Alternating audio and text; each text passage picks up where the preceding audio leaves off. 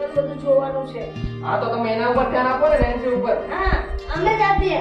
તારી બેન છે તારામાં ધ્યાન નથી આપવાનું એનું કયું ચેપ્ટર ચાલે છે હું ચાલે છે બધું તારી બી જોવાનું હોય ને. અરે મેં એને કાલ રાતે બધું રિવિઝન કરાવ્યું કઈ રીતનું કયા પ્રશ્ન આવશે કયા નહીં આવે કયા આવશે.